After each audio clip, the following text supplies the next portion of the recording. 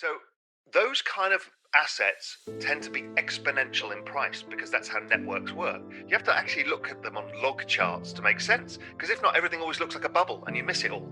You're like, I can't buy this, it's gone up like this. It's because we don't understand what kind of business it is.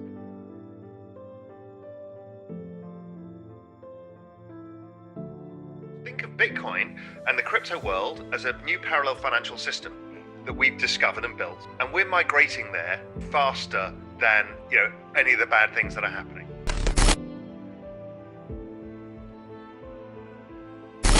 My opinions are, in life, have cash flow and then own Bitcoin. First thing is invest in yourselves. You create a business, it's a high margin business, it generates an income, it affords you the opportunities to make investments and have a lifestyle, right? That's all that matters. There's a reflexive loop that's going to happen. It's so obvious. Is the US has approved custody of Bitcoin for certain banks, which is a code word for prime broking for hedge funds, which means the hedge funds will see this. Most of them haven't got custody yet, but soon they will. And that means that they will come into this space because they can trade multi-asset class. If the value of your money in terms of what you can buy in assets is going down, what you really want to buy is an asset that outperforms the balance sheet, outperforms that. And there's only two. One was obviously Bitcoin and the whole crypto complex, massively, ludicrously outperforms. And the other are tech stocks. So the NASDAQ had outperformed since the bottom of since the bottom of about 2008, it had outperformed by about 350%, which none of the other assets had done. But I kind of think I know how to value Bitcoin, which is it's a reserve asset with a call attached. On the future financial system, we talked about opting into a parallel system. Well, one's being built. So what value is that worth? Well, that's worth a lot. So I think I can get a macro valuation. I can't for Apple. I can't get $1 trillion company and figure out, is it worth 3 trillion? I just can't do that. And that's just probably because I'm stupid, but I just don't know how to do it. So I just stay away from it. And I put out a tweet thread today that I've now can't even use my Twitter. It's kind of overwhelmed with this thread showing Bitcoin versus every other major asset, including Amazon and Apple, right? They're all breaking down versus Bitcoin. Look, I've been in this game a long time. I've also studied history. I have never seen an entire asset consume every single other asset in the world. So I thought, well, what have Bitcoin and tech stocks got in common? And in my work on Bitcoin and understanding how to value cryptocurrencies, I realized that how you value them is Metcalfe's law, which is network adoption. The number of people who join the network and the number of connections they have with each other is the value of the network. And we can understand that from Facebook, mobile phone networks, Google, all of these things. And that was true of Bitcoin, and it was a network of money. So it was going to be worth a lot of money. Firstly, look at the acceleration of this post-halving versus the previous one. It's faster, which none of us expected, right? We were all expecting the slope to be less. So far, not true. Now, it's early days. So that's interesting to me. Also, the structure of the market before was retail investors. Now, here we've got institutions. Some of them will buy and hold, but as you bring in hedge funds, you'll start bringing in new supply into the market because they trade it more and they'll trade it in big size. So they'll be selling some, buying it back, selling some, getting short. That's a different structure than we used to. What that actually does is lower the volatility of Bitcoin over time. So the texture and feel of Bitcoin will be different. Over time, the next cycle, the returns will be significantly lower in terms of percentage return. This one, I have a hunch that this will be bigger than anybody imagines. But then I started looking at these Silicon Valley businesses that were driving the performance. Facebook, Google, Amazon, Apple, and I realized they had the same business model. These were all network businesses. So they always looked expensive to a macro investor.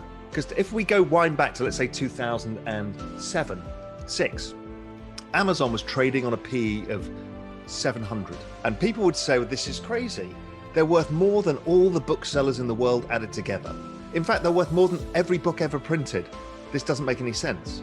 Well, the reason being is they weren't a book company. What they were was a retail network, and the biggest the world had ever seen. Everyone's like, well, Plan B, he's got 250,000 or 280,000. Others have got various levels between 50 and 150.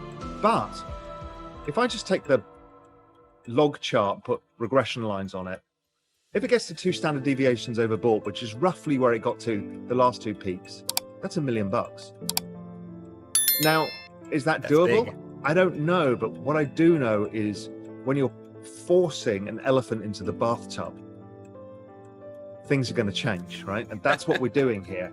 We've got no supply, and we've got this kind of industrial vacuum cleaner of Bitcoin coming in, which is the institutional space. So those kind of assets tend to be exponential in price because that's how networks work. You have to actually look at them on log charts to make sense, because if not, everything always looks like a bubble and you miss it all. You're like, I can't buy this, it's gone up like this. It's because we don't understand what kind of business it is. So these are called exponential businesses. And what we're going into a period, and Bitcoin is one of those assets, but we're actually going to a period we're about to see the largest adoption of technology in all recorded history, probably in a 10-year period.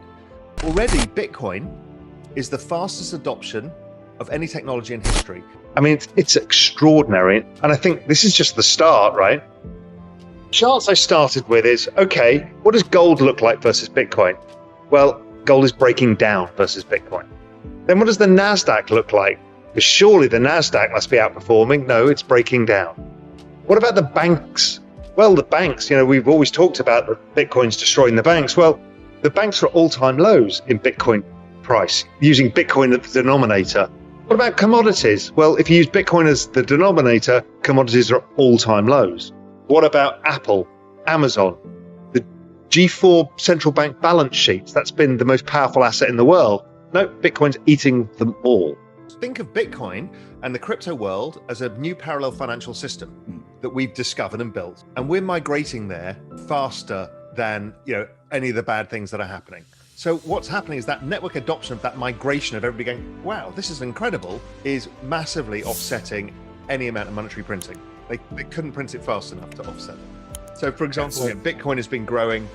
Bitcoin as an asset has performed 213% a year compounded for since inception. It's no asset in history has ever done it. It's 100 million% it's gone up since it first printed. Why do you need the outperformance? The reason being is you're not getting wealthy in real terms.